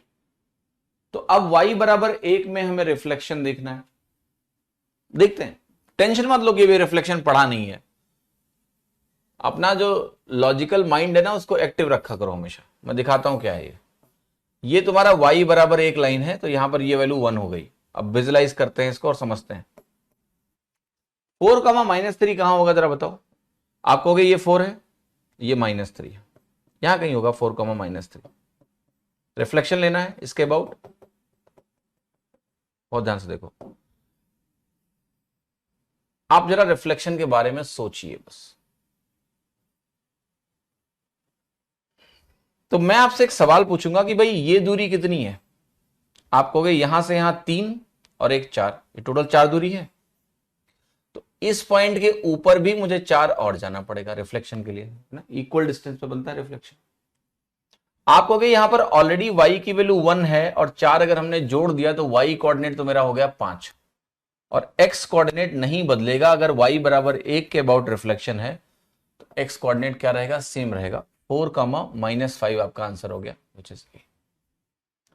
थोड़ा सा अगर लॉजिकल माइंड है तो उमेश कह रहा है इस क्वेश्चन को पूरा सॉल्व करो ना सर। आधा कब कर रहा हूं मैं यार, कौन सा सवाल मैंने पूरा नहीं किया बताओ जरा। तुम बीच में उठे हो सो के, पक्का बता रहा हूं मैं, बीच में सो के उठे हो तुम अभी और तभी कह रहे हो पूरा सॉल्व करो। कौन सवाल मैंने आधा छोड़ दिया है? इस सवाल में अगर ऑप्शन पहले देख लो तो कुछ करने की जरूरत नहीं है। आपने कहा इस यहां शीशा रखा है, यहां शीशा रखा हुआ है, देखो ये, तो शीशा अगर यहां है, अरे यार देखो जरा, शीशा अगर यहां है तो शीशा खुद ही पॉजिटिव वाई एक्सेस में है। अब मिरर इमेज तो डेफिनेटली वाई में पॉजिटिव ही रहेगी। एक्स 4 ही रखना है, एक्स 4 ही रखना है, तो दो ऑप्शन तो गलत हो गए, यहां -4 है, एक्स तो बदलेगा नहीं, और जो आंसर होगा वाई पॉजिटिव आएगा, क्योंकि शीशा अगर यहां है जो कि ऑलरेडी 0 के ऊपर है, पॉजिटिव है, तो ये और पॉजिटिव होगा। तो 4,5 आपकी वैल्यू हो गई बी। ठीक है, बस खत्म। Not a problem in this particular question. खत्म, सवाल खत्म खत्म खत्म। बी ऑप्शन करेक्ट है। हाँ जी, वो देखो कह रहा है आपकी क्लास सुनते सुनते नींद बहुत बढ़िया वाली आती है। इसे कॉम्प्लीमेंट नहीं कहते हैं, ये कॉम्प्लीमेंट नहीं है, इसे कहते हैं घोर बेइज्जती। ठीक है, समझे कि नहीं? घोर बेइज्जती आपकी क्लास में। इसको एक शब्द बोलते हैं, बताया आपको, अंग्रेजी सिखाऊं तुमको?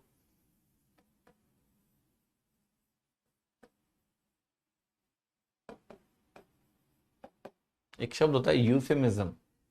उसमें क्या होता है कि एक बुरी बात को बोलने का अच्छा तरीका। जैसे कोई बोले कि मैं मरने वाला हूं, या कोई मरने वाला है, तो उसको जाके ये मत बोलो कि तुम मरने वाले हो, स्वर्ग में आपका इंतजार हो रहा है। वाह, ठीक है, euphemism. somebody is going to die, so we don't say you are going to die, we say कितने लकी हो यार तुम, कितने जल्दी स्वर्ग जा रहे हो। ठीक है, तो बुरी बात को थोड़ा अच्छा करके पेश कर देना, यूफेमिज्म। तो वही प्रज्ञा जी ने बोला कि आपकी क्लास सुन सुन के बहुत अच्छी नींद आती है। तो पॉजिटिव कॉनोटेशन में खतरनाक बात बोली गई है, समझे? ठीक है, अब ये लिख देते कि आपकी क्लास में मजा नहीं आ रहा, तो मैं इनको हड़का देता, डांट देता बुरी तरह से। तो इन्होंने तरीका निकाल लिया है कि आपकी क्लास को सुन के काफी अच्छी नींद आती है, you know, it's a good skill you should have in life. Nice skill this is, कि बातों को कैसे तोड़ मरोड़ के पेश करना कि बात भी पहुंच जाए और कुछ हो भी ना, हमें भी कुछ ना हो, है ना? ठीक है, चलो ये सवाल देखो। What is the slope of the line perpendicular to the line passing through the points? ये एक लाइन है, उसके परपेंडिकुलर लाइन का मुझे स्लोप चाहिए। तो कहोगे पहले इस लाइन का स्लोप निकालो m1। तो m1 की वैल्यू होगी 0 -5 y2 माइनस, नहीं, y2 minus y1 upon x2 minus x1, सो -1/3। ये तो स्लोप हो गया उस लाइन का, मुझे ये नहीं चाहिए, मुझे उस लाइन का स्लोप चाहिए जो इसकी परपेंडिकुलर है। तो दोनों का प्रोडक्ट -1 होता है, तो वो वैल्यू जो आएगी वो बेसिकली m2 जो होगा वो -1/m1 होगा, तभी तो m1 m2 -1 होगा। तो -1/3 बनेगा, तो ये वैल्यू तुम्हारी 3 हो जाएगी और आंसर तुम्हारा क्या आ जाएगा? B. B is the right answer.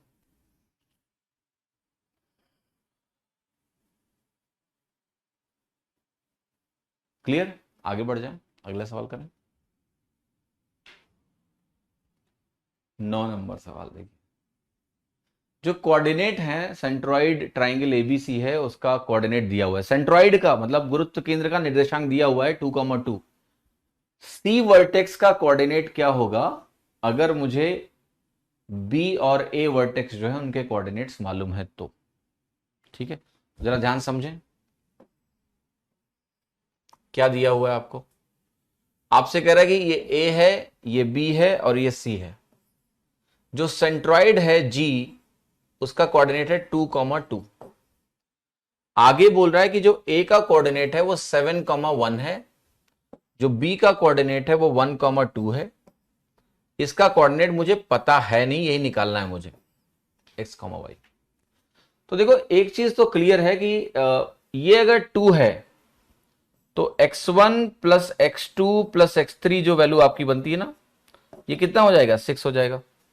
y3 2 होगा तो ये 6 हो जाएगा, और ऐसे ही y1 plus y2 plus y3 की वैल्यू भी 6 आनी चाहिए। अब यहां पर 7 और एक 8 है, ये वैल्यू 8 है। 8 प्लस x3 6 है, राइट। x3 की वैल्यू कितनी आ गई, -2 आ गई। -2 से 2 ऑप्शन है यार, कोई बात नहीं।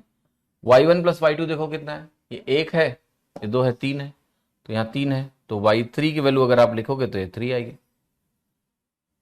नहीं, गड़बड़ कर दिया, माइनस माइनस छोड़ दिया क्या कहीं। हाँ 7 -1 है ना, ये तभी तो मैच नहीं किया। तो ये वैल्यू -1 और +2 +1 होगी, तो ये +1 हो गया। y3 की वैल्यू क्या आ गई, 5 आ गई। 5 और -2 और 5 हो गया आपका आंसर, ये ऑप्शन हो गया। इसको x3 y3 लिख लो नोटेशन, ताकि कंफ्यूजन हो।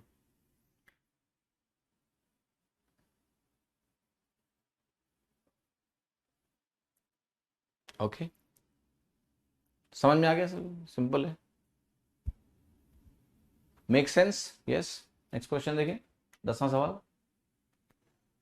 ax -4y -6 के बराबर है और इसका स्लोप -3/2 है, तो बताओ a की वैल्यू क्या होगी। स्लोप -3/2 है, तो बताओ a की वैल्यू क्या होगी, निकालो जरा फट से। आप कहोगे कि जो स्लोप होता है वो क्या होता है, स्लोप होता है माइनस कोएफिशिएंट ऑफ x बटे कोएफिशिएंट ऑफ y, यही होता है ना स्लोप। तो ये हो जाएगा माइनस ऑफ a बटे y का कोएफिशिएंट -4 है, तो यहां लिखेंगे -4, तो ये वैल्यू हो गई a/4, और a/4 की वैल्यू आपको क्वेश्चन में दी है -3/2। तो a की वैल्यू आपको निकालनी है, तो a की वैल्यू कितनी आ गई, -3/2 इंटू 4, a की वैल्यू आ गई -6, सी ऑप्शन।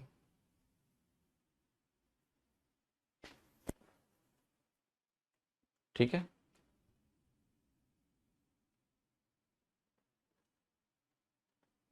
क्लियर, -6।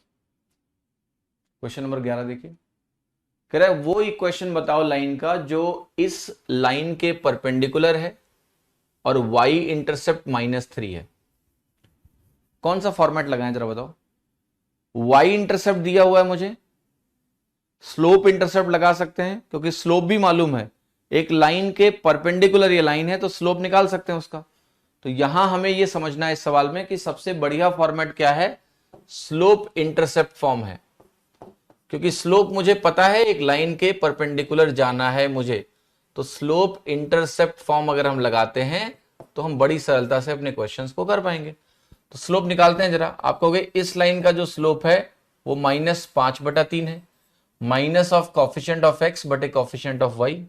तो जो लाइन मेरी है उसका स्लोप क्या है, m2, वो होगा -1/m1, तो वो वैल्यू हो जाएगी -1 बटे -5/3 बराबर 3/5 हो गया। तो जो मेरी लाइन है वो है 3/5 का स्लोप, और इंटरसेप्ट आपको कितना दिया हुआ है, -3। तो आप कहोगे जो लाइन की इक्वेशन होती है वो होती है y बराबर mx प्लस सी। यहां पर जो स्लोप है हमारा m2 है, तो यहां m2x प्लस सी लिख देंगे। तो y की वैल्यू क्या हो जाएगी, 3/5x, और इंटरसेप्ट -3 है तो -3 लिखो। ये वैल्यू आपकी क्या बनेगी, जरा मल्टीप्लाई करोगे, यहाँ 5y बन जाएगा, यहाँ 15 बन जाएगा, तो ये हो जाएगी 3x 3x माइनस 5y और ये -15 उधर जाएगा तो 15 बनेगा। तो 3x माइनस 5y बराबर क्या होगा, 15 के बराबर होगा। बट कोऑर्डिनेट में एक बहुत अच्छी बात है कि आप इक्वेशन लिखने के बजाय ऑप्शंस चेक करें तो जल्दी उत्तर मिलता है। जैसे ऑप्शन कैसे चेक करोगे, आप कहोगे मेरा स्लोप कितना है जरा बताओ। यहां आपने देखा एक लाइन है, इसके परपेंडिकुलर लाइन बनानी है। तो अगर मेरा 5x प्लस 3y है, बहुत ध्यान से देखना, तो 5x प्लस 3y का जो परपेंडिकुलर लाइन होगा वो 3x माइनस 5y टाइप का होगा। अभी आपको दिखाया मैंने कि इसके परपेंडिकुलर लाइन जो लिखनी है वो 3x माइनस 5y टाइप की होगी। अब 3x माइनस 5y ये है और ये है, ये दोनों काट दो, क्योंकि यहां 3x प्लस 5y है, इससे आपको परपेंडिकुलर लाइन नहीं मिल रही है। 3x माइनस 5y वाले इन दोनों में से कुछ करेक्ट होगा। अब इन दोनों में से क्या करेक्ट है ये पता लगाना आपके बाएं हाथ का खेल है। क्यों? y इंटरसेप्ट -3 है। y इंटरसेप्ट कैसे आता है, यहां पर 1 बना दो तो आ जाएगा y इंटरसेप्ट। अगर मैं यहां पर 1 बनाऊं तो आप मुझे बताओ कि किस केस में मुझे y बटा -3 मिलेगा। 15 से डिवाइड करोगे तो यहां पर ये y बटे -3 देगा, लेकिन यहां पर ये वैल्यू आपकी y बटे 3 देगा। तो यहां +3 इंटरसेप्ट है, यहां -3 इंटरसेप्ट है। आपका आंसर ए करेक्ट हो गया। ठीक है, एक तरीका और भी है। आपने कहा कि परपेंडिकुलर लाइन का जो इक्वेशन होगा वो क्या होगा, ये होगा। भाई एक लाइन है, उसके परपेंडिकुलर लाइन का इक्वेशन लिखना है, तो परपेंडिकुलर लाइन का इक्वेशन ये होगा। अब आपसे कह रहा है कि y इंटरसेप्ट -3 है। आपको पता है y इंटरसेप्ट क्या होता है, जब हम x को 0 रखते हैं तो y की वैल्यू क्या है। तो y इंटरसेप्ट अगर -3 है तो इसका मतलब यह है आपका जो कोऑर्डिनेट है जहां पर ये y एक्सिस को काट रहा है वो 0, -3 है। कुछ इस तरह की कहानी है। y इंटरसेप्ट -3 का मतलब यही हुआ ना कि y एक्सिस को जिस पॉइंट पे काट रही है वो पॉइंट क्या होगा, 0, -3 होगा। अब हम ये कर सकते हैं कि यहां पर 0, -3 रख सकते हैं। तो 3 इंटू 0 -5 इंटू -3 प्लस k बराबर 0। यहां से आप सॉल्व करोगे तो k की वैल्यू 15 आ गई। तो आपकी लाइन की इक्वेशन हो गई 3x minus 5y plus 15 equals to 0, option A. एक ही सवाल को देखने के ढेरों तरीके हैं। एक बार लॉजिक क्लियर हो जाए ना आपको बस कि मेरे को क्या मतलब है लाइन का, क्या होती है लाइन की इक्वेशंस, क्या होता है इंटरसेप्ट, तो देखो एक ही सवाल को आप कितने तरीके से कर सकते हो। परपेंडिकुलर लाइन यूज करके बना दिया, फिर इंटरसेप्ट यूज करके बना दिया।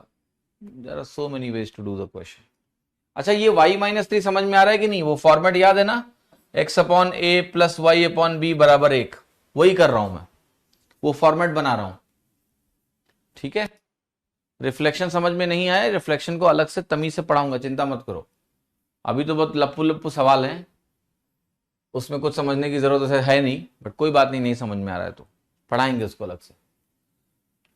पॉइंट के बीच की डिस्टेंस 13 है तो बता रहा है, बताओ k की क्या वैल्यू पॉसिबल होगी, what is the possible value of k। अब बहुत इंटरेस्टिंग है, बहुत आसान है। देखो ये 8 और 4 है, एक प्लस है एक माइनस है, तो आपको पता है यहां से 12 मिल जाएगा, मुझे मिलेगा 12। अब 12 है, इन दोनों से मुझे 5 चाहिए, अगर 5 मिल जाए तो बात बन गई। 5 कैसे मिलेगा, -1 लेने से भी मिल जाएगा और 9 लेने से भी बन जाएगा। तो k की वैल्यू हमारी -1 और 9 दोनों हो सकती है।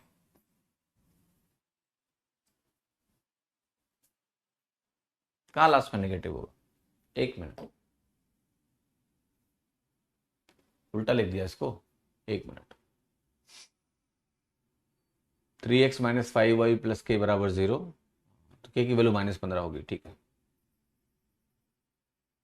ये ना k इधर जाएगा ना तो -15 हो जाएगा। ठीक है,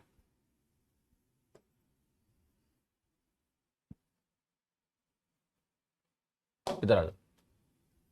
ये कैसे लिखा मैंने बताया आपको, -1 और 9। ओके, क्योंकि देखो डिस्टेंस फॉर्मूला में जब ये 13 है ना और एक वैल्यू मुझे 12 दिखी, मुझे पता है राइट एंगल ट्राइंगल होता है, पाइथागोरन ट्रिपलेट बन जाएगा, 13 12 और एक 5 चाहिए मुझे। अब 5 कैसे आ सकता है मुझसे, 5 अगर मैं इसको -1 ले लूं तो एक तरफ 4, एक तरफ -1, 5 की दूरी आ गई। या k को 9 ले लो, तो 9 और 4 के बीच की दूरी भी क्या होती है, 5 होती है। तो दो वैल्यूज आएंगी -1 और 9, बट यहां -1 ही दिया हुआ है तो लगा दो।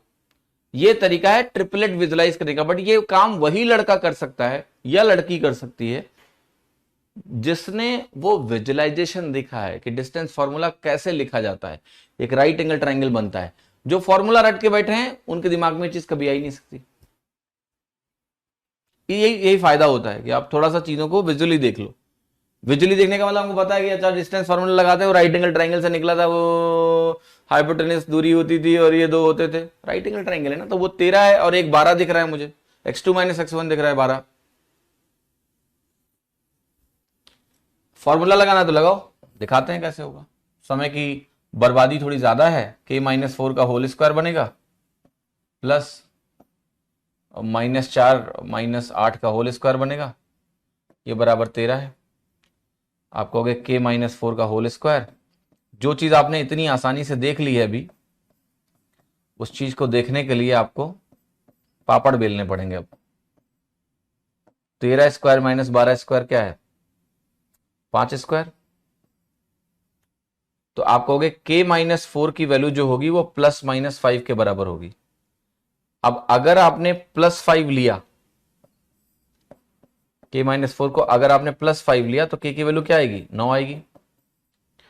और अगर आपने k - 4 को -5 लिया तो k की वैल्यू -1 आएगी। यहां इन्होंने एक ही वैल्यू दी है, लगा दो। बट आप देखो दोनों वैल्यूज आपको डायरेक्ट दिख रही हैं, दोनों वैल्यूज आपको डायरेक्ट दिख रही हैं। वो 5 की दूरी चाहिए मुझे एक से, 5 की दूरी एक ही साइड में होगा तो कोऑर्डिनेट 9 होने पे मिलेगा, और 5 की दूरी अगर दोनों अपोजिट साइड में है तो -1 होने पे मिलेगा। ओके, 13वां सवाल देखो। पॉइंट P है A, B, उसको पहले आपने ओरिजिन में रिफ्लेक्ट किया और फिर y एक्सेस में रिफ्लेक्ट किया, तो P का कोऑर्डिनेट क्या है, डरो मत, दिखाते हैं क्या रिफ्लेक्शन है। देखो ओरिजिन ये पॉइंट होता है, इसके अबाउट रिफ्लेक्शन का मतलब है अगर आपने एक पॉइंट ले रखा है A, B और तुम इसको ओरिजिन के अबाउट रिफ्लेक्ट करोगे तो ये ओरिजिन वाली लाइन है, ये यहां पर -A - B हो जाएगा नेचुरली। देखो फर्स्ट क्वाड्रेंट थर्ड क्वाड्रेंट में चला जाएगा अगर ओरिजिन के अबाउट रिफ्लेक्शन हुआ। ओरिजिन के अबाउट रिफ्लेक्शन का मतलब ये है, आप बेसिकली ऐसे ही एक y बराबर -x के अबाउट रिफ्लेक्शन कर रहे हो, एक ही बात है, both are same thing, we can say like this. क्या ऐसा बोलेंगे, तुम जा दिमागी मत लगाओ, इतना दिमाग कौन लगाएगा तुम्हारी, बस ऐसे सोचो कि कुछ ऐसा हो जाएगा ओरिजिन के अबाउट रिफ्लेक्शन करेंगे तो। क्लियर। फिर क्या करेंगे हम, फिर हम कर रहे हैं और हम कह रहे हैं कि देखो अब इस पॉइंट को पहले ओरिजिन के अबाउट रिफ्लेक्ट किया, P1 मिला, और फिर इसका जो रिफ्लेक्शन है y एक्सेस के अबाउट किया, यहां रिफ्लेक्शन कर रहे हैं इसका। तो ये रिफ्लेक्शन मुझे क्या देगा, -A + A हो जाएगा और -B - B रहेगा। तो ये वैल्यू आप कह रहे हो कि 4 और -3 है। तो पहले क्या था, यहां पर 4 3 था, ये ऑप्शन। डरो मत, रिफ्लेक्शन मैंने बोला मैं फिर से आपको पढ़ाऊंगा, बट मैं कह रहा हूं बिना पढ़े हुए सब कर सकते हो, तो दिमाग थोड़ा सा लगाओ। इसके अबाउट रिफ्लेक्ट किया तो यहां है, इसके अबाउट रिफ्लेक्ट किया तो यहां है, ये खुद देख लो क्या है, B और -B का फर्क है। अगर 4 -3 है तो 4 3 रहा होगा। 14वां देखो, ट्राइंगल की वर्टिसेस दी है, आपको बताना है ट्राइंगल क्या है, आइसोसेलेस है, इक्विलेटरल है, राइट एंगल्ड है, स्केलीन है। देखो यार सबकी डिस्टेंस वगैरह निकालो, ये आपको दिया हुआ है ना, ऐसे कुछ बना लेते हैं। ये 1,5 है, ये -3,1 है, और ये 3,-5 है। डिस्टेंस फॉर्मूला लगाएंगे यहां पर, तो ये 1 और 3 बनेगा 4 का स्क्वायर, 5 और 1 का डिफरेंस बनेगा 4 का स्क्वायर। तो ये वैल्यू आपकी हुई क्या, 4√2, ये डिस्टेंस 4√2 है। यहां देखो 3 3 6 का स्क्वायर और 5 1 6 का स्क्वायर, तो ये वैल्यू क्या बनेगी आपकी, 6√2। यहां जाओ 3 1 2 का स्क्वायर 5 5 10 का स्क्वायर, 2 स्क्वायर प्लस 10 स्क्वायर अगर आप करोगे, 2 स्क्वायर बाहर आएगा 2, अंदर क्या मिलेगा आपको 25 और 1 26, कुछ ऐसा मिल रहा है। अब जरा इस ट्राइंगल को ध्यान से देखो और क्या कोई रिश्ता आपको इस ट्राइंगल में बनता हुआ दिख रहा है या नहीं। ओके प्लीज, क्या ये ट्राइंगल में कोई रिश्ता बनता हुआ दिख रहा है? क्या हम कहें कि हम इसका स्क्वायर करेंगे?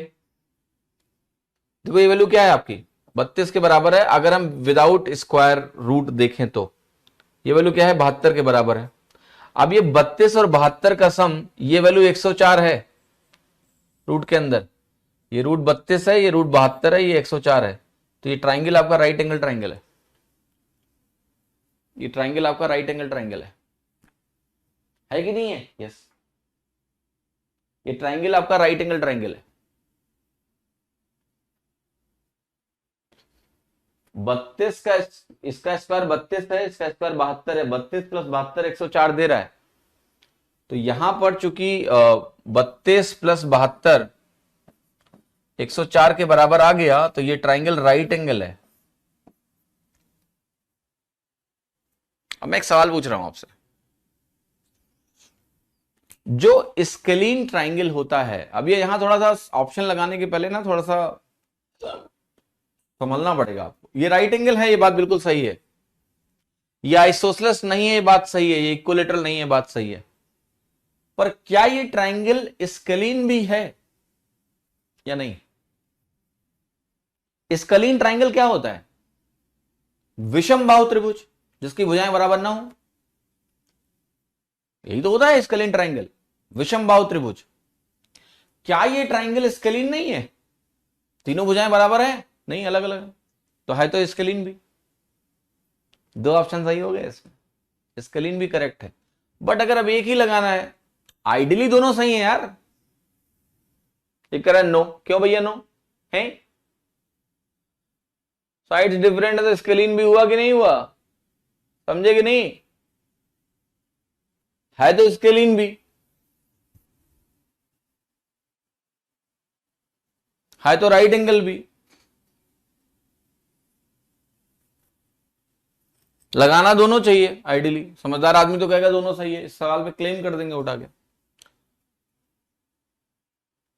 राइट प्रेफर करेगा, क्यों?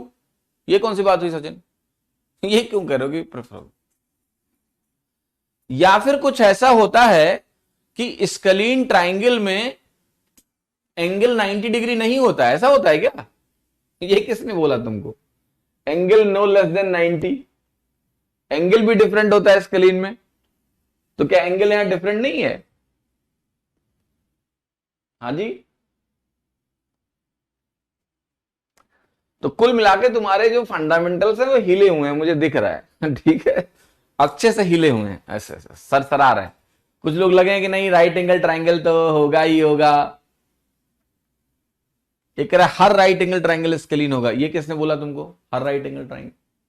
पहले तो तुम जाके डेफिनेशन पढ़ो कि स्केलीन ट्राइंगल होता क्या है। पहली बात, क्या स्केलीन ट्राइंगल में कोई एंगल की भी कंडीशन होती है? राइट? क्या आइसोसेलेस राइट एंगल ट्राइंगल को भी हम स्केलीन बोल पाएंगे?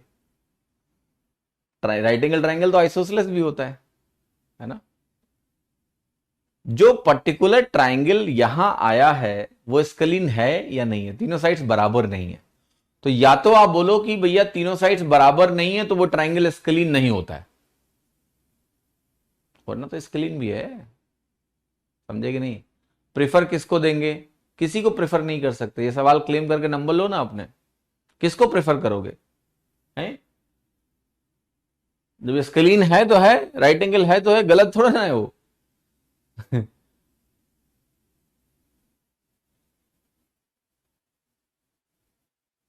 समझे कि नहीं? बट घर जाके एक बार स्केलीन ट्राइंगल के बारे में पता करो कि क्या होता है। भुला गए हो तुम सब।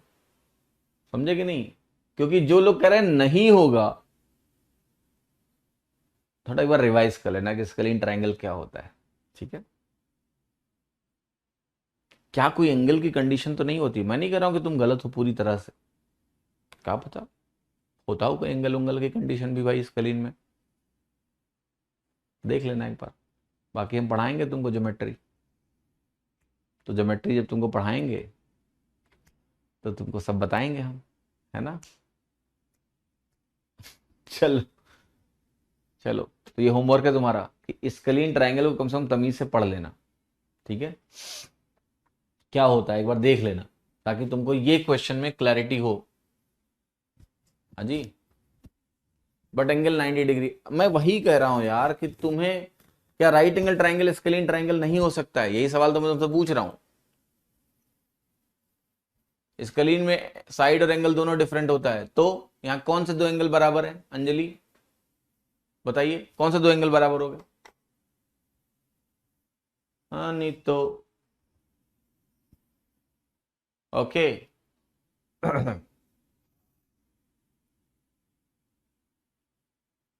राइट, या तो मुझे पूरी डेफिनेशन बताओ स्केलिन ट्रायंगल की, इसलिए बोल रहा हूं घर जाके एक बार पढ़ लेना, मामला क्लियर हो जाएगा। थोड़ा तुम्हारे दिमाग में मुझे डाउट्स पैदा करने का बड़ा मन करता रहता है, कुछ डाउट पैदा करो, ताकि जाके कुछ कम से कम खोजबीन करो खुद से, ठीक है। ये तो क्लियर हो गया ना कि सबको नहीं पता कि स्केलिन ट्रायंगल क्या होता है, ठीक से नहीं पता है, तुम्हारा मतलब कॉन्सेप्ट हिला हुआ है थोड़ा सा। ठीक है। तो एक बार देख लेना स्केलिन ट्रायंगल क्या होता है, 7वीं 8वीं में पढ़े होगे, 9वीं 10वीं में पढ़े होगे ना, देख लेना। बाकी हम पढ़ाएंगे ही तुमको ज्योमेट्री में, हाँ नहीं तो। चलिए अपना ख्याल रखिए, मौज करिए, चिल करिए, और क्लास आज की हो गई ख़त्म, और मिलते हैं शाम को, अपना ख्याल रखिए, ठीक है, थैंक यू सो मच।